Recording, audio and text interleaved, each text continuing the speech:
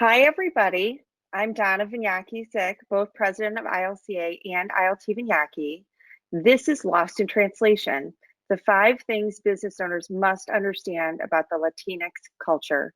We have a very personal perspective regarding bridging culture gaps as a granddaughter of immigrants. They came to this country without being able to speak or write the language, but did so not only to better their own lives, but those of their children, as well as those in their immigrant community. My father and I have always felt it is our responsibility to try to make the path for those immigrants that work for us easier than it was for our family. I deeply believe that this seminar isn't just about getting more performance out of our teams. It's about bridging an essential gap in how our different cultures interpret words, actions, gestures, hierarchies, and traditions. By doing so, we begin to provide work environments that are built on trust. When employees feel safe, they have the ability to excel and better their collective lives. I've asked the Latino Relations Group and Scott Grams to find a speaker who could address this delicate matter. I'm proud to say they delivered. Today's speaker is Bernie Carranza. Mr. Carranza has worked for a variety of landscape professionals, including Christy Barber Landscapes and Greenwise Organic Lawn Care. He's been an active member of the Latino Relations Group. He helped work our recruitment booth at Taste of Mexico last year and is currently dealing with his greatest challenge, getting his 5 children through virtual learning. Before I turn this over to Bernie, I want to introduce ILCA Executive Director Scott Grams, who deserves a lot of credit for listening and responding to an issue that I think is so important. Scott's going to thank all of our amazing sponsors and instruct you all, most importantly, everyone, how to use the question box so questions can be answered at the end of the presentation. I hope you all are as excited to enjoy Bernie's talk as much as I am. Stay safe and have a great day. Thank you, Donna. Very well said. First, I really want to thank the truly jaw-dropping level of support that we receive from our contractor and supplier members for this program. The visible support for Latinos in our industry, whether those individuals are employees or clients or sometimes both, was remarkable. And I want to thank each and every one of the companies listed on the next few slides by name. First, Beverly Companies, Fiore Nursery and Landscape Supply, Cedar Path Nurseries, Green Glen Nursery, Kramer Tree Specialists, Mariani Plants, Montali Wholesale Nursery, and Mariani Landscape, Midwest Ground Covers, Midwest Trading, Rental Max, Schmechtig Landscapes, Siebert, SFI Topsoil, Wilson Nurseries and Landscape Supply, and the Mulch Center.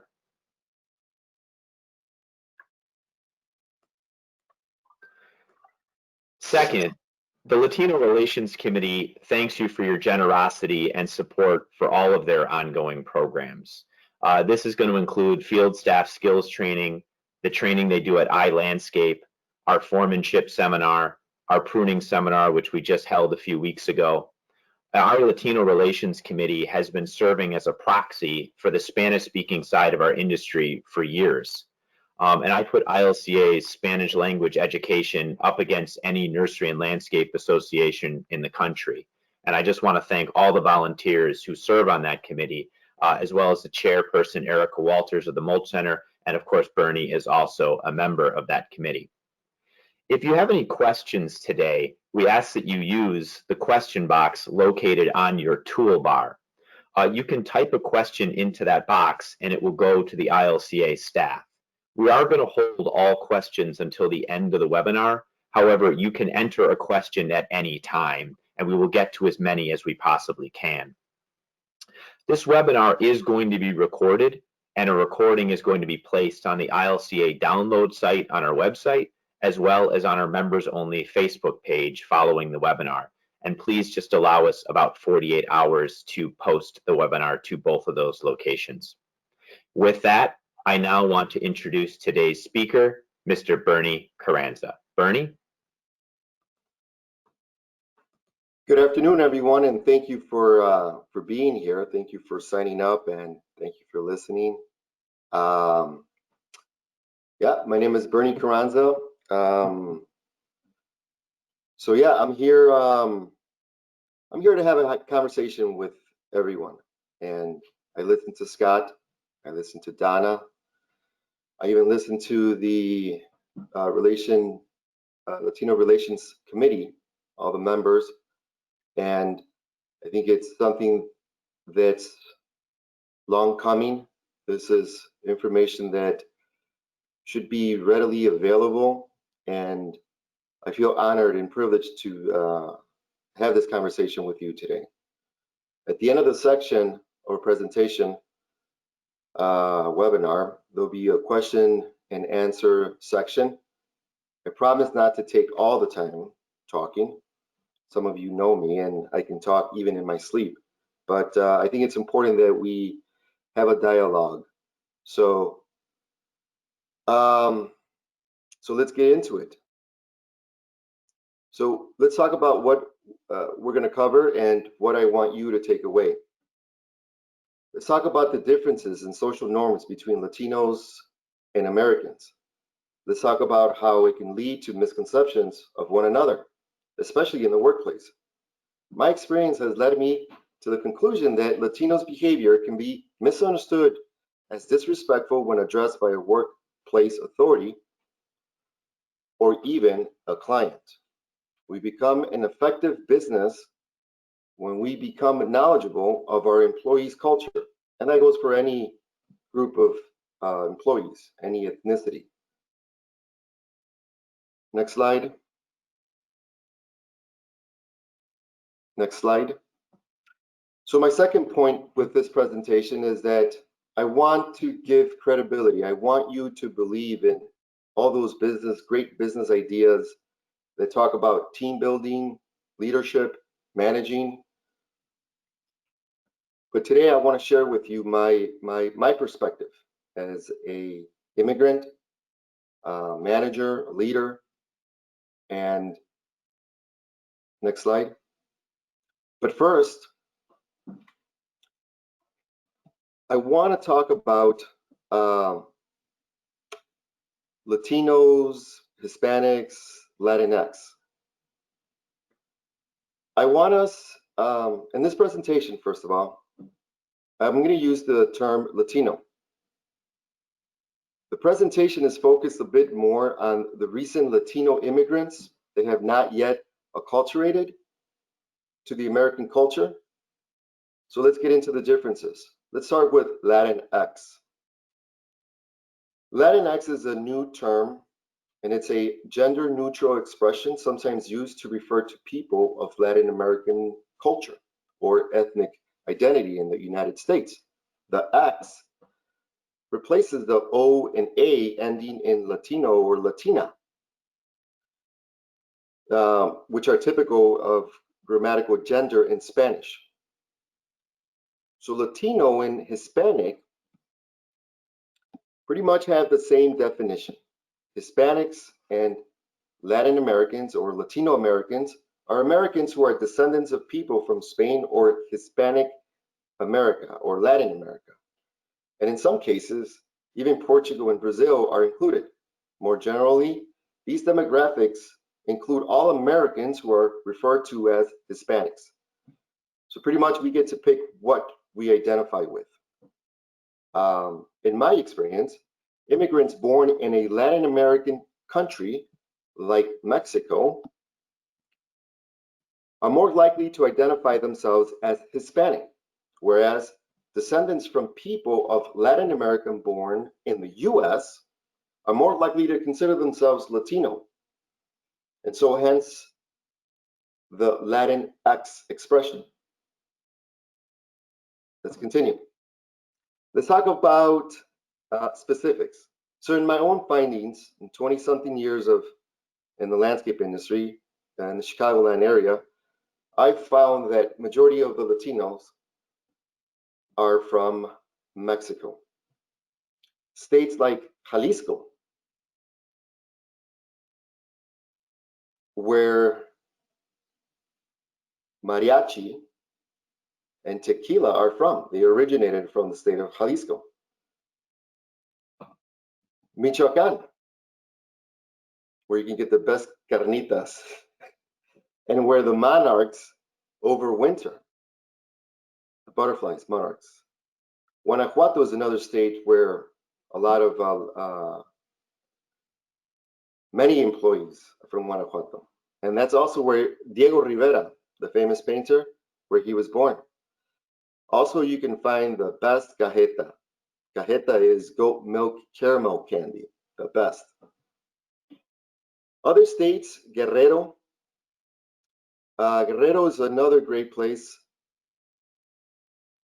Guerrero is another great place to travel, right? Most people know Acapulco or Cihuatanejo. It's also famous for their silver, their jewelry. And they also have great pozole. But there's other states too that I didn't include on the slide.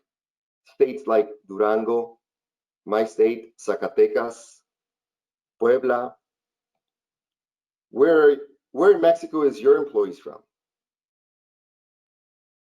Next slide.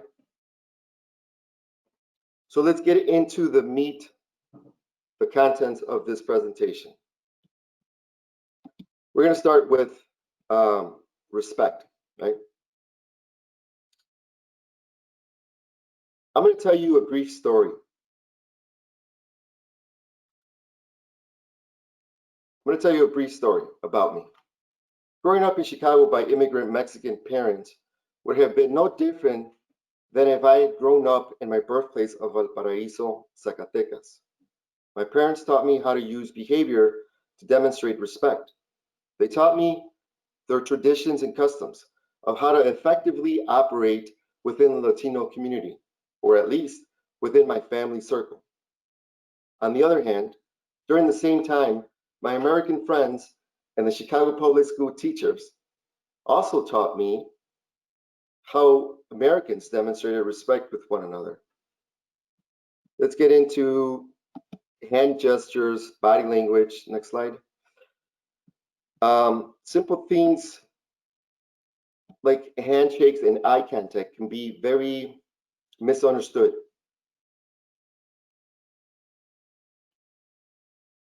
Back in my childhood, directly looking in my parents' eyes in serious conversation was viewed as a direct challenge of their authority, or shaking my older relatives' hands firmly was seen as a direct challenge to the family hierarchy.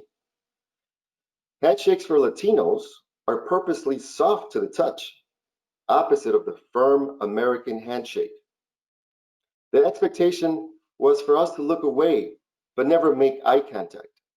I remember in my summer vacations assisting my grandfather with the labor work, standing, staring at the ground until his spoken directives were complete. This was a sharp contrast to the American ways I was learning back home in Chicago. My American childhood friends would directly face their parents, look them in the eye, and this is how they showed respect to their parents or authorities. You can see how similar everyday interactions like handshakes are carried out differently by two cultures. Not everyone has the perspective or has had the perspective of experiencing both cultures like I did. Let's move into greetings. Greeting one another was another form of showing respect to one another in the Latino culture. And greeting was mandatory, especially in the mornings. The morning greet should be warm and soft, almost like a blessing. In fact, they were. Buenos días, le dé Dios. Translated to, may God give a good day to you. Back in Chicago, greetings were simple. Good morning, but not expected. Latinos use greetings to acknowledge your existence. You see, they use greetings to pay respect to you on a daily basis. I learned greetings should be accompanied with either a hand worship or a very soft handshake. In the small town where my ancestors came from, worshiping an elder's hand was not as common in my generation as in the previous generations before me. But you better believe we heard stories. This next slide. Let's talk about conversational space too, and how that even also can be misconstrued by either group. Americans communicate with each other, usually maintaining a distance between 3 to 4 feet apart, while Hispanics tend to stand closer to each other, right around 18 inches, a foot and a half. Growing up in two cultures, I observed Americans drawn away during a conversation because they seemed uncomfortable when they were too close to a conversation partner.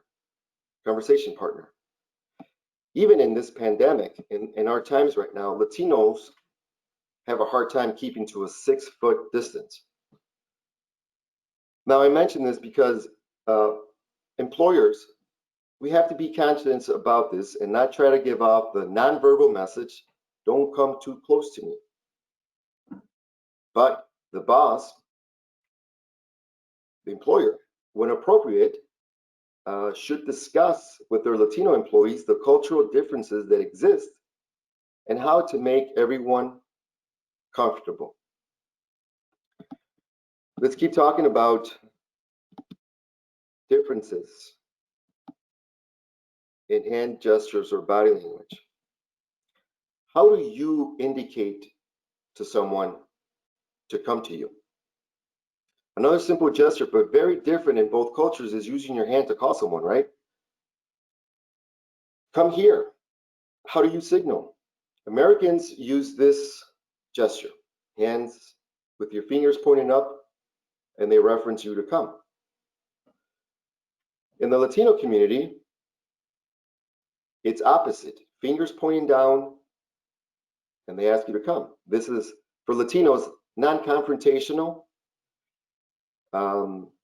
friendly, and if you use this motion in the Latino community, it means you're in trouble. It means you're serious. It doesn't mean the same. Let's move on to the next hand gesture, which is pointing directions. Anglos give directions pointing with their index finger, while Latinos give directions with all fingers. So Americans, and I consider myself Mexican American, use index fingers to point. That's not very well viewed in Latino communities. We use all fingers, pointed outward, extended, the whole hand giving direction. Let's move on to the next method of, let's talk about approximating height. So for the Latino community and some of Latino communities, there's different hand gestures to indicate height. This gesture, let me face the camera the right way. Yeah, this gesture is used to approximate an animal's height. This gesture with your index finger, your hand palm facing up, is used to indicate the height of a person. Whereas this hand gesture is to indicate the height of an object. And in our world, we're talking about trees or rocks, stones, whatever. So let's talk about some key takeaways.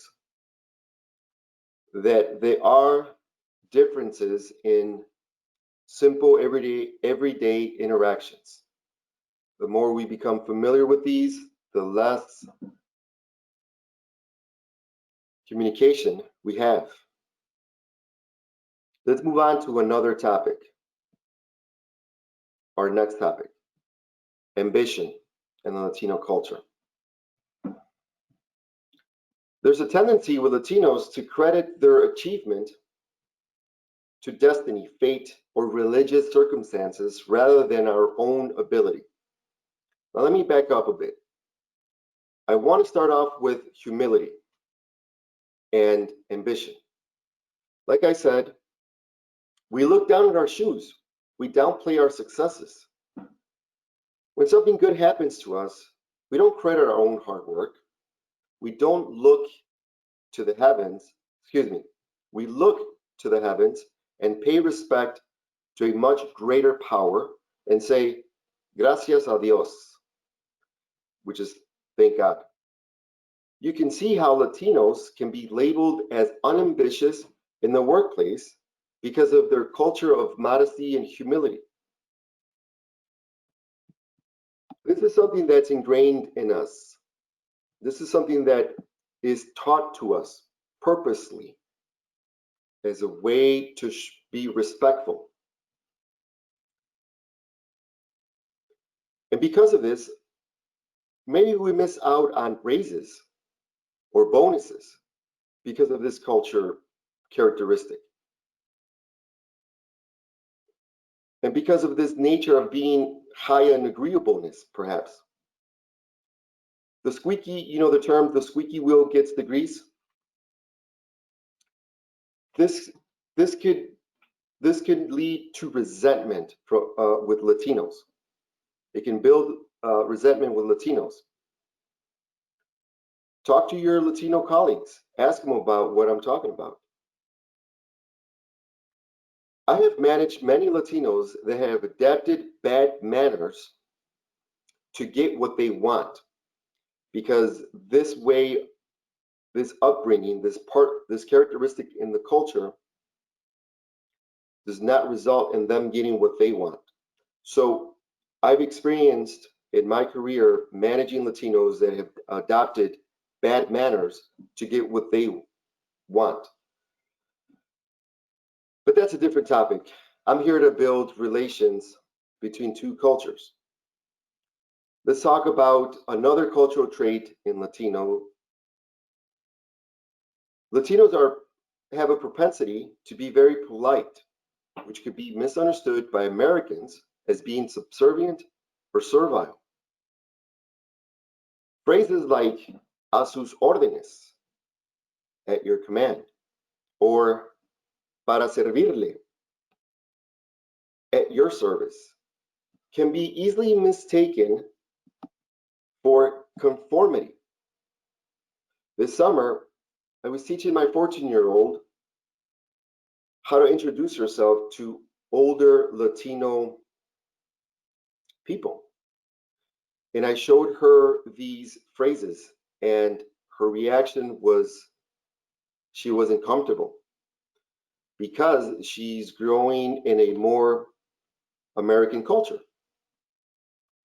But don't be misled. Latinos have a burning desire to progress and provide for their families.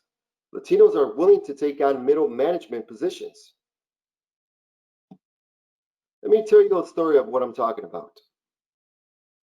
Let's take Eric Solis as an example.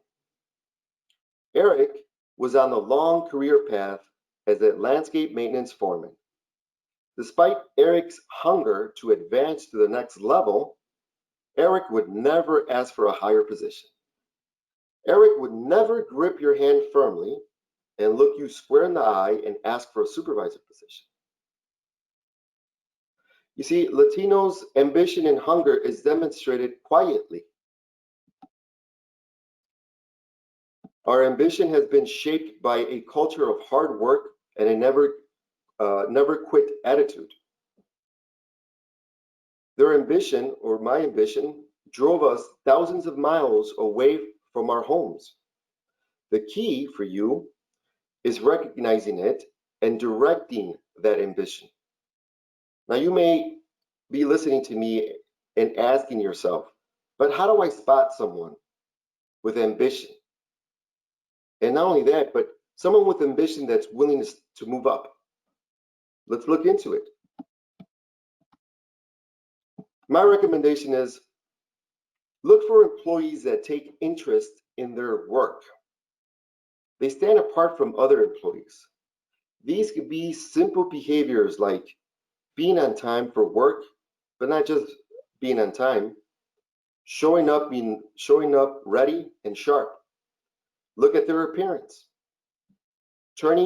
Look for employees that turn in their paperwork filled out correctly, on time and accurate. Pay attention to the employees that regularly report information during the day, and especially those employees that report safety concerns. And then also look for the quiet ones. You see, Latinos' ambition is the same as other employees. None of the things that I listed are any different than any other ethnic group. The difference is in our willingness, Latinos' willingness to address you and ask you for a higher position. They're waiting for Dios dirá, God will tell, which I'm going to get into in a bit. Time. Let's talk about time and ambition. Latinos tend to focus more on the present time rather than the future. Consequently, for some, Latinos can be overlooked for leadership positions or higher positions. Some examples of Latinos' sense of time is Dios dirá. We often live the phrase, God will tell, Dios dirá. In other words, what I'm saying is they will wait to step up until Dios dirá. But this is an opportunity if you recognize it. We all know mañana means tomorrow, mañana. But mañana can mean tomorrow, next week, next month, next year, or never. Latinos are aware that mañana has lost its literal meaning. They often use it with tongue in cheek. Time is relative. There's other words like después, later, or más al rato, or there's words that reference time that we understand that are never going to come. Employees should be aware of Latinos' time concept, and they should try to work with it. Try to work with especially those employees that you've identified, those that you see with potential. Next slide. So some takeaways for you.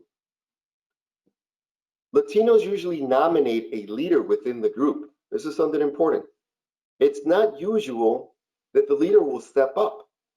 Think back of Eric. In fact, I did ask the people around him. And in his case, I asked his family members if he was ready, ready and willing. Because leaders usually will not step up. Put out feelers. Ask the group to nominate a leader. Another point is share your organization's goals and ambition. Share information, for example, like the project labor budget, the hourly labor budget, or even, if you can, the department budget. Use your own discretion, of course, but use it to get them to think in the future, right? Latinos tend to be in the present, and so sometimes that can run into problems.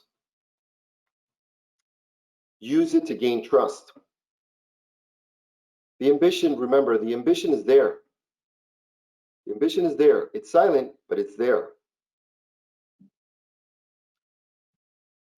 Let's go to the next section and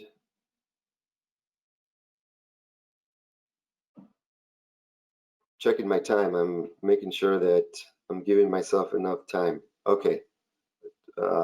Let's talk about education and learning styles. So education, learning styles. The Latino community, Latinos thrive more in a cooperative environment than in a competitive one.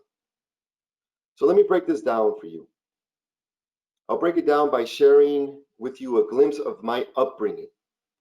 I remember my aunts and uncles never missing an opportunity to remind me and my first cousins after acing, showing them our high report cards.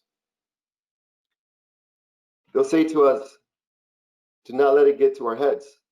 They'll say things like, no te creas mucho. Don't let it get to your head. But you have to understand, this was the lesson.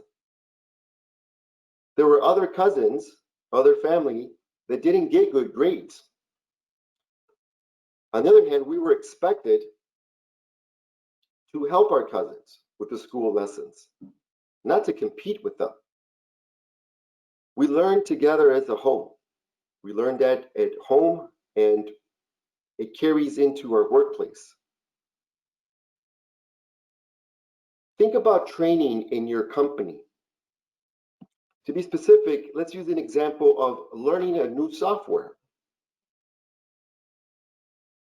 During the implementation phase,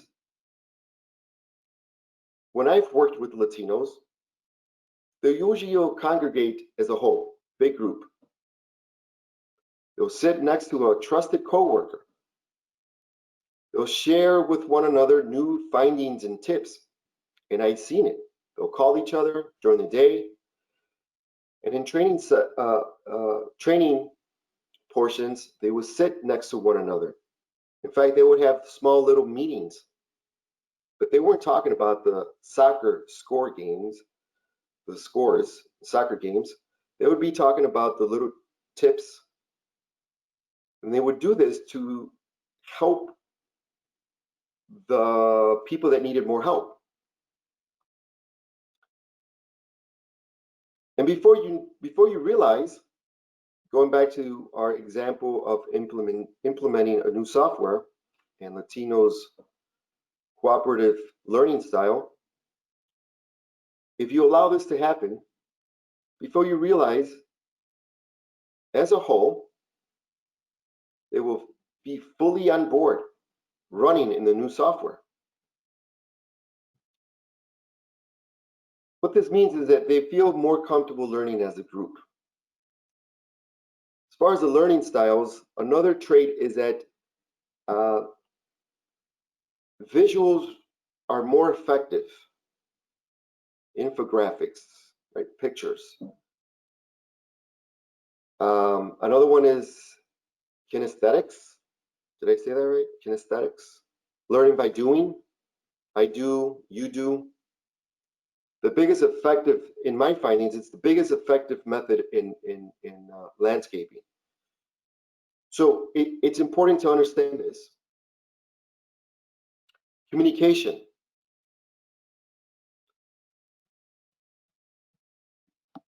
So I have, next slide, please, the communication. It was important for me to highlight this because even if a Latino knows, they don't. What does that mean? If they know, they do not seem to openly want to show that they know for fear of embarrassing those who do not know. For reasons stated before, in my example, about not embarrassing my relatives, Latinos don't want to embarrass their peers. And so sometimes they'll pretend that they don't know. Boasting about accomplishments is considered rude. Communicating, building trust, getting to know the individuals, getting personal with them. If you know that we value community and family, those could be icebreakers for you to get in and get to know a little more about who they are. The communication styles of Latino is much more formal than of the American. We should encourage them to ask questions.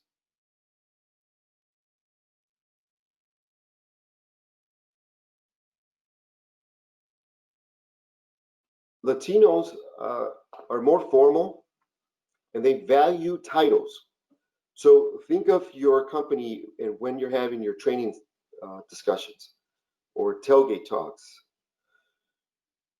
Because we take our style is more formal, what that means is that if you're the presenter, if you're the authority and the person presenting, there is this tendency to not interrupt you, not challenge a question or question what you're saying. But I encourage you to have them ask questions. Because of our culture of high respect, we'll wait and not even say anything. And then after the meeting's over, then it's all the chatter back and forth between them. But I encourage you within your meetings, because they value education and they respect titles, use it to your advantage and encourage them to ask questions during the meeting. And then body language is a big one. But I think with most ethnic groups, body language is a high percentage of how we communicate. Okay, so let's talk about some takeaways. So passing out paperwork individually in meetings. So giving each one their materials, right? Paperwork individually versus stacking, taking a stack of papers and then giving it to one person and having it, because you're signaling you're important, here's your sheet of paper. Allowing, like I said earlier, allowing for smaller meetings within a meeting to go on and trusting that Latinos respect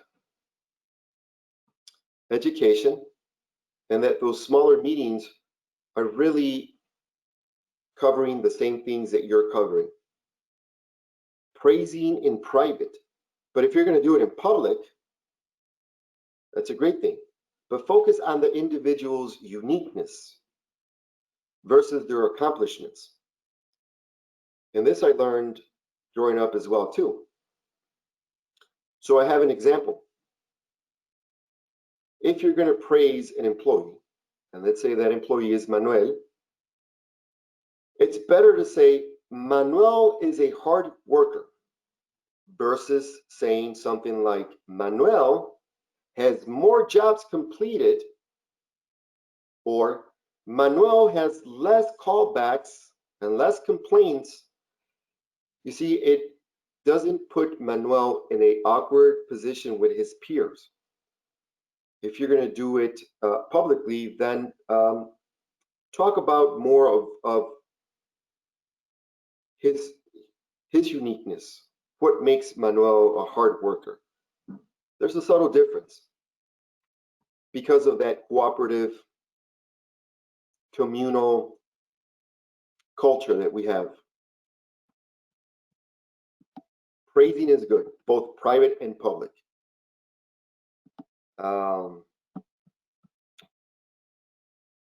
Gaining and maintaining trust, passing. Okay, so let's move on now to our next topic, and it's work ethic and pride in our companies.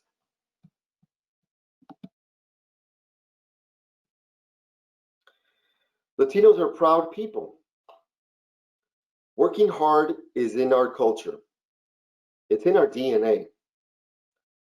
This cultural characteristic can be a strength or a challenge in a workplace. Let's talk about some advantages and disadvantages. Let's talk about first how Latino culture, the culture of pride and hard work, can benefit organizations.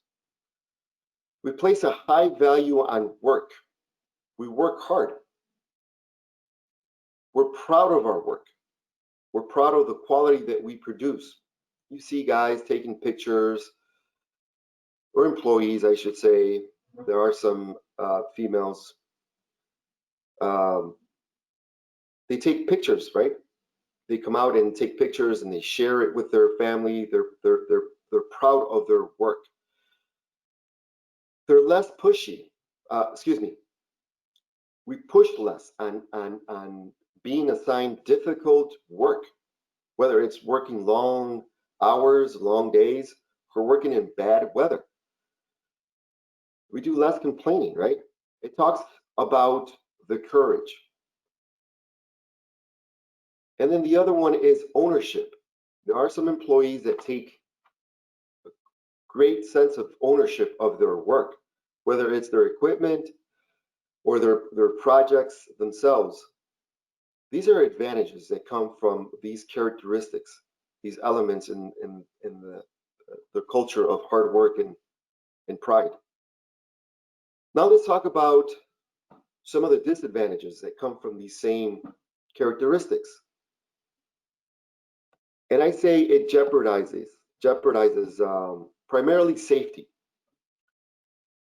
So Latino's sense of pride can get in the way of safety in the workplace. Latino employees are likely to work through pain because of our culture, because we place a high value on work. We'll work until our hand falls off. But seriously, minor accidents can be resolved with small expenses. I mean, in my case, I remember driving unsafe vehicles, and I'm not here to blame anyone, but I put my life in danger. And some people are lucky to be alive. There's also this fear of saying something. There's also this fear of saying, I don't want to work in a dangerous situation or unsafe situation. We don't want to rock the boat. There's also a culture of silence. And then also, there's a little machismo that plays into it, right? A man's sense of duty, loyalty, and honor. It's very important in our culture. That's how there's advantages to that culture, because we push through some difficult situations. But the other one is Latino culture is strong in faith in God and believe that God's in control, that God's in control of our destiny. So in other words, you'll see guys signal the cross and go for it. And they'll say, Dios dirá, right? God will tell. But we have to empower.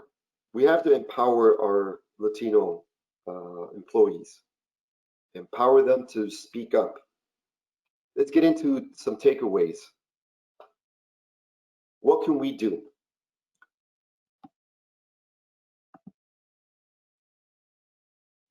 We encourage them.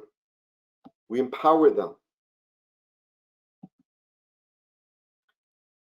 There are some great elements. We don't want to change those things. We don't want them to all of a sudden stop going to work and give in when things get difficult.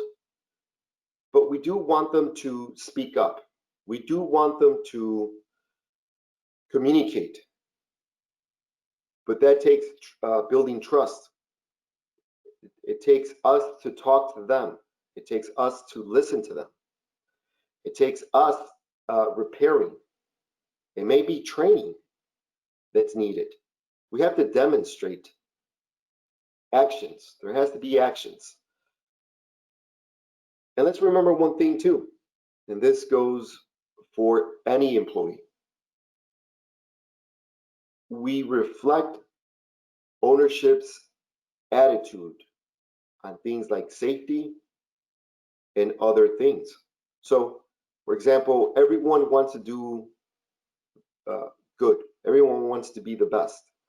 But it's how we get things done. It's how we perform that reflects ownership's attitude on different subjects, safety and relations. So, yeah. more to talk about that, but that's we're limited on time. Let's go to the next subject, topic. Yeah. And lastly, to conclude, we are immigrants and we are patriots. Latino immigrants are no different than their preceding European counterparts. America forever has been a nation of immigrants. Today, we walk in their footsteps. We respect those that were here before us, and we embrace the promise of those on their way. Mexico, Canada, and the United States are connected by land. We should explore the opportunities. In my experience, I want to share with you. On December 6, 2016, I became a United States citizen. It's one of my proudest days in my life. I want to share with you what I posted on Facebook. I wrote, humans are product of place. Inevitably, where they come from shapes why we migrate here and how we triumph when we get here. Today, December 6, 2016, I become a United States citizen. I'm a product of two vastly different places.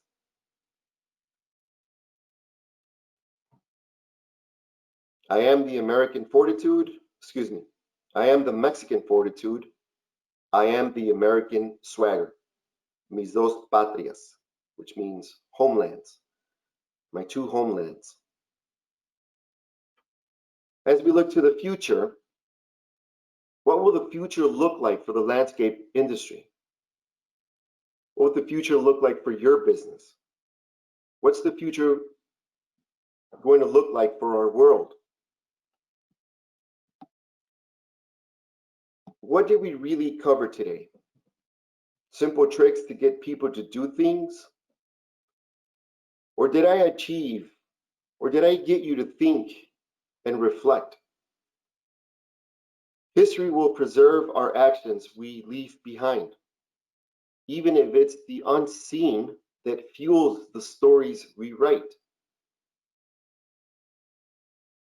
And now I want to leave the remainder of the presentation for questions and answers. I think it's important that we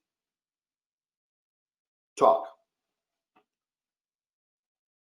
Thank you, Bernie. That was a fantastic job. I appreciate you taking the daunting task of speaking on behalf of 700 million people scattered across the entire world. So I know that's a tall order, but we do have questions that I'd love, if you have some more time, if you could address and just speak honestly about. The first one comes from an attendee. Do Latinos appreciate attempts at trying to speak Spanish, or is it mostly just viewed as annoying or clumsy when it comes from an Anglo? Absolutely, we appreciate it because it breaks down this barrier. But my point is that you're demonstrating vulnerability, and you make it easier for them to practice their English, which is something that Latinos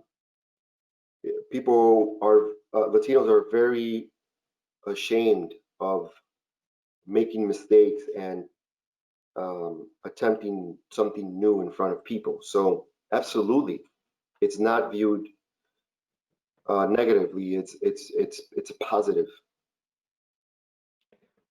Great. We're actually going to jump also into not only cultural differences, but now gender differences. How do Latino crew members typically feel about female leaders?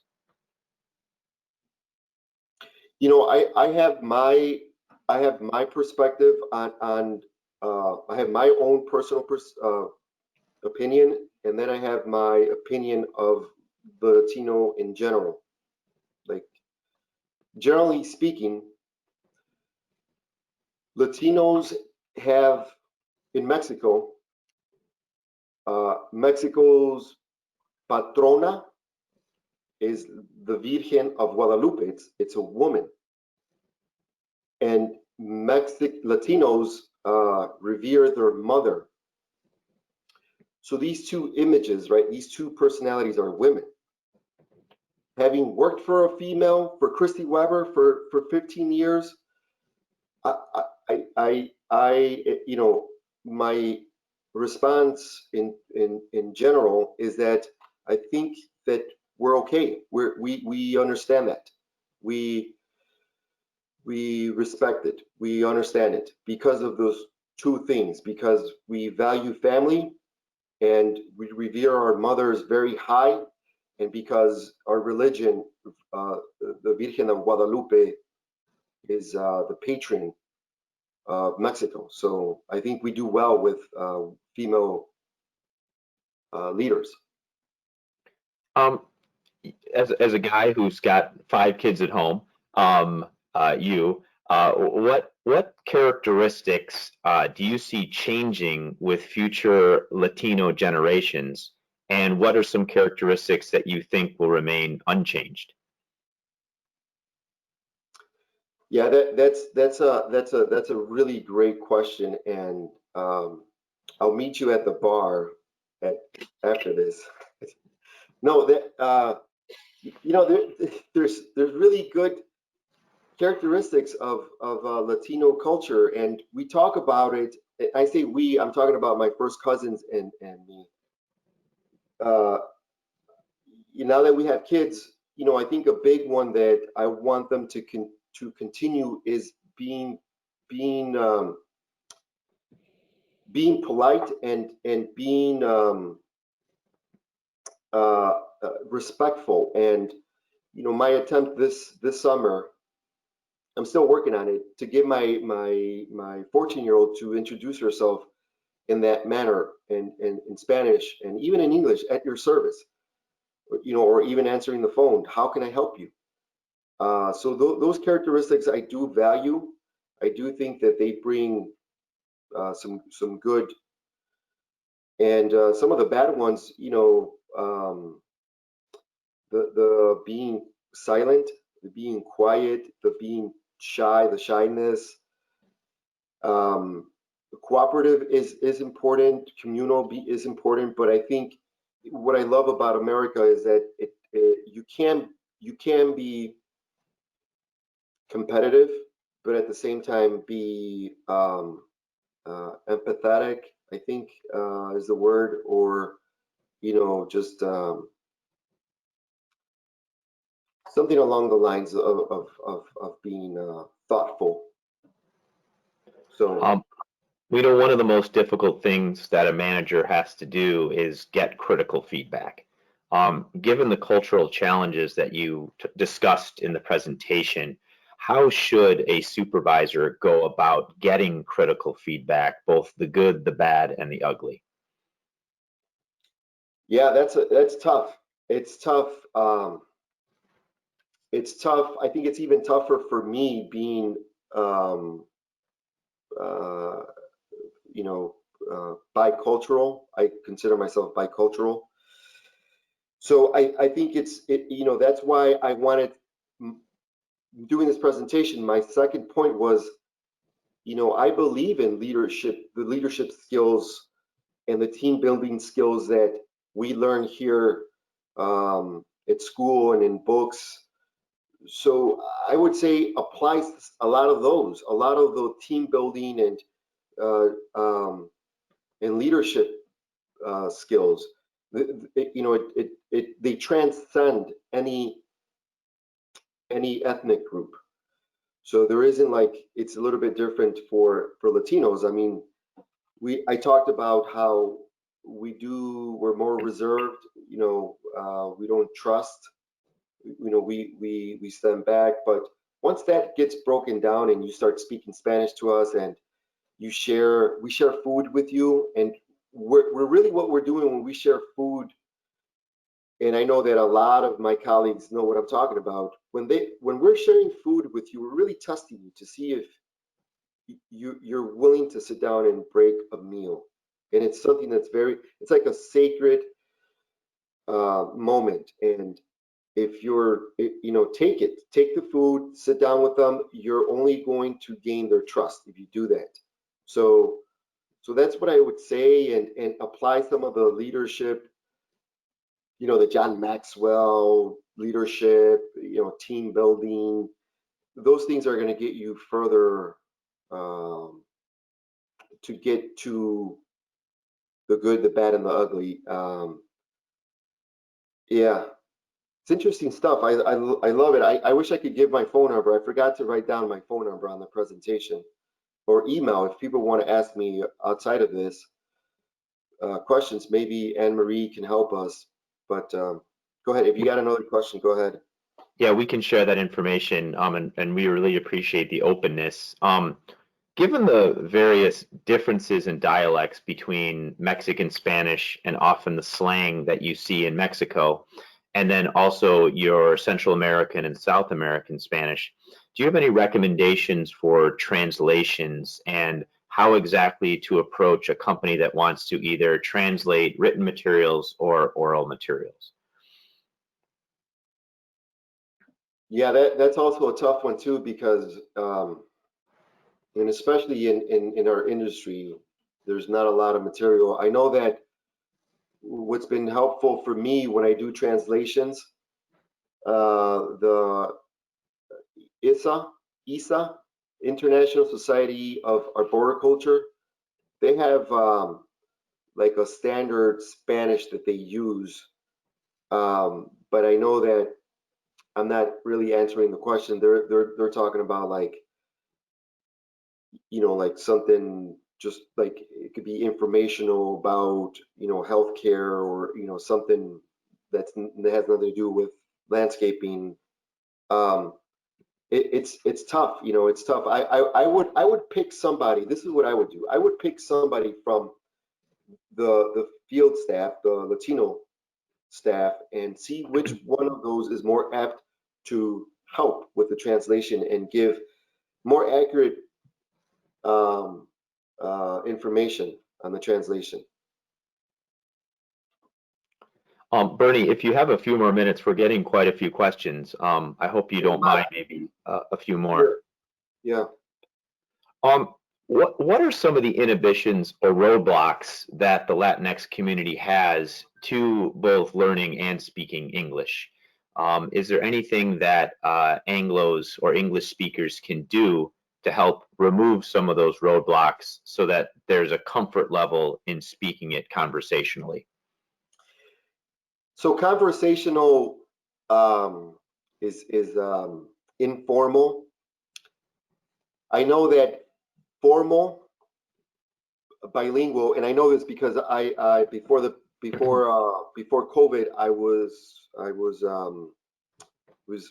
volunteering for a night class, English as a second language night classes, and approximately it takes for formal. Okay, so formal education, 2,000 hours to just master the basics. But informal, I think the roadblocks are, let's be honest, this industry is hardworking. It's not just because it's a hardworking, long hours. There isn't a lot of time. And in the off season, there's some employees that do benefit and do take small little courses, but as far as the roadblocks, I think a lot of that has to be part of the culture of the company. That in my position, I used my bilingual as kind of a way to interject different terms. So I think it has to be part of the culture. As far as roadblocks, it like our job is the roadblock, because our days are long, and sometimes we work 6 days up to 7 days. So I think I think the biggest constraint is time. Yeah. And if I could just speak from my own perspective, you know, I took formal Spanish in high school and in college. Um, there's still a strong reticence, even though you understand what's being spoken, to actually engage in a conversation in another language. And you know, if people haven't taken the formal training through schooling, you know, you have to sometimes put yourself into their shoes and understand that they want to say it. It's right here. It's just getting it to come out here. And I think that that gate swings both ways, whether you are Anglo or Hispanic or an English speaker or a Spanish speaker. It can be very difficult sometimes. It's not just a knowing the language, it's the confidence to speak it. Yeah, and you know, it also depends like what their environment is back home, or you know where they live, not home Mexico, but here, who they live with. Do they have children? What age are their children? Do they live with roommates, and you know what is their circumstances? And that also, I think, it could be a block. Um, but it's a tough one. You know, it's that's the biggest barrier, language. One of our attendees asked about training. When it is made voluntary, they see that turnout is relatively low, and interest is low. But when it's made mandatory, there's a much higher degree of enthusiasm and participation from the Latino workforce. Could you explain why that might be? I think it has to do with this. So, and I don't think it's a Latino characteristic. You know, my wife does a lot of marketplace selling and trading and buying, mostly buying. And when things are free in that marketplace in Facebook, people don't want it when it's free. And when something is offered free at work, people don't see your value. They don't see they don't see it. And then if it's mandatory, well, it's paid, and so they're there. But I don't think that's a characteristic of Latino culture. I think you know the education is not. I wanted to be clear. You know, I wanted you know this presentation. I wanted to fit the 45 minutes. Um, but education is not something in Mexico that is like, yeah, it gets you places. Education gets you places. It doesn't happen that way. It may be a belief that education gets you places, that education is not, that knowledge is power, education is power, but it's not applicable in Mexico because there's a lot of educated people in Mexico without jobs. It's not until they come here to the land of opportunity that they see the fruition of gaining an education. So you know, it's not a characteristic because education is highly valued in the Latino community. But there's so many studies that have been carried out by different big accredited organizations regarding education. But I think if I'm reading that question correctly, I think it's the same human nature. If something's free, they just leave it, you know. And I've witnessed it this year with my wife's marketplace. Um, So if an employer identifies someone, whether at the field staff level, whether that person is a laborer or they are a foreman, um, and they know that this person can grow with the company and move up and get into upper management, what advice do you have for an employer? What are the first one or two steps they should take with that individual to make sure that they stay on that track? Because I think waiting for it to happen doesn't always occur. God will tell, right? Dios dirá. We'll see. Dios dirá. That's a tough one. That one is a case by case scenario because everyone's an individual. I don't know what motivates that person. I don't know what that individual's believes or what age. There's so many factors that go into that, but generally speaking, I think it's trust, right? It's talking about trust, trusting a leap of faith, right? It's a leap of faith. So I think if you see it not from a Latino perspective, because if they either raised their hand or they agreed, like, yeah, I would be interested, then you're halfway there. Then the other half is, hey, I'm taking a leap of faith. You have to also jump. So without knowing more information and what the other factors are, it's a little bit difficult to answer precisely, but it sounds to me like when you're interviewing and you're changing careers or something along that. Just a couple more questions, Bernie, and I really appreciate the additional time. Another question from the Latina side. Any advice to Latinas for obtaining a higher position at their place of work, sometimes in a male-dominated culture, both from the Latino side and the Anglo side?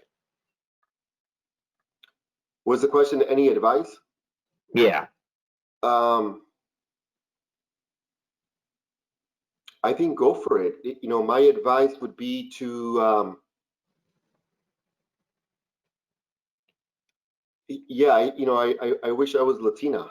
I think that from my perspective, and I say I wish I was Latina only to answer that question because I think there are Latinas like Erica Walters, our chairwoman for the Latino Relations Committee. So I think, and she's in the industry. She deals with contractors every day, and at their worst moment when they're rushed.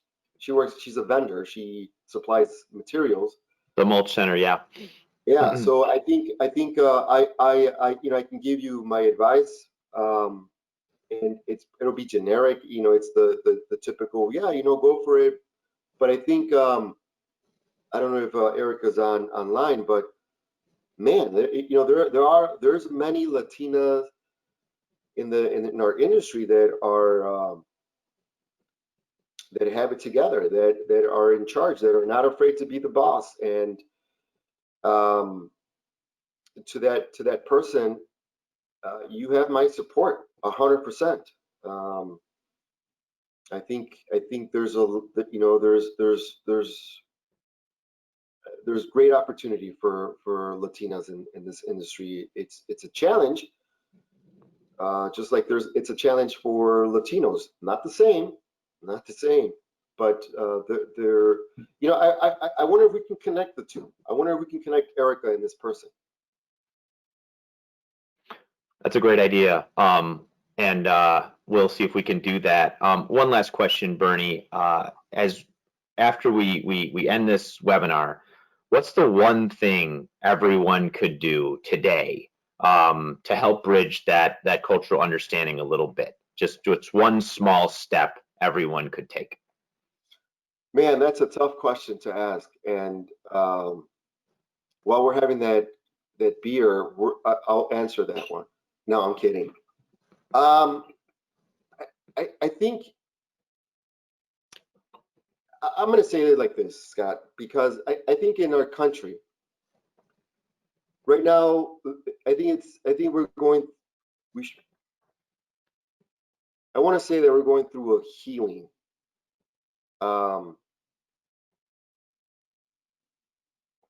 And I think that one thing that we can do when it comes to sensitivity of race and ethnicities, I think the one thing that we can do is look towards the future and see where we want to be. And where I want to be is in a America that's not afraid and is willing to talk about differences. That there's strength in that. That we're more open than we have been about talking about subjects like this. So one thing that we can do is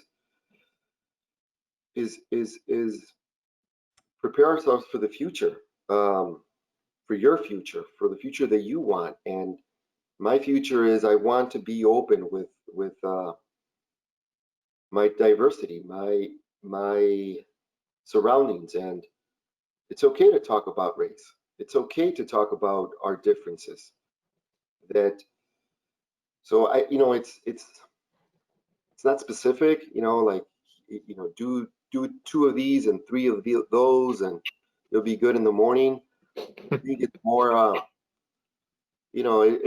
my suggestion is that we break down the barriers, and I think we just talk about it. Look, I've been here 45 years. I've been in this country for 45 years, and and this reminds me, I want to thank you, Scott. I know that, but it takes exactly what you're doing, exactly what Donna is doing, reaching out and putting presentations like this together. And for some people, I understand it might be awkward. Of course, I understand. But I think we have to start extending, and that's what I meant by healing, is that we have to start extending our arms out to our differences and say it's okay to be different. Yeah. That's great, man. I just want to, from the bottom of my heart, thank you for the time and energy you put into today's presentation. You and I have known each other for a long time, and I think we've always gotten into these philosophical conversations. And ironically, even though in today's day and age we're all kind of miles apart, this was the opportunity to kind of get a little closer to this, and hopefully with obviously people that are taking the webinar to their employees and vice versa. So that concludes today's program. I just want to thank you for lending your expertise and your insight and your passion into this. I've learned something engaging with the Latino Relations Committee and with others in the industry, and I hope everybody out there learned something about how to deal with their employees in a different manner. So just thank you so much from the bottom of my heart, and the best to you and your family, Bernie. Thank you. Thank you. Thank you. On behalf of the ILCA, I just want to thank everybody for participating. This program has been recorded, and it's going to be shared with all the participants. And as I asked, please give us 48 hours to post the video. If you do have any additional questions for Bernie, you can email us at information@ilca.net. And Bernie has also authorized us to share his contact information if you'd like to connect with him directly. Thank you again for all of our incredible outpouring from our sponsors. I want to thank the Latino Relations Committee one last time. And I also want to just wish you all a happy Thanksgiving and to thank you, and please have a safe and productive landscape and snow season. Thank you so much.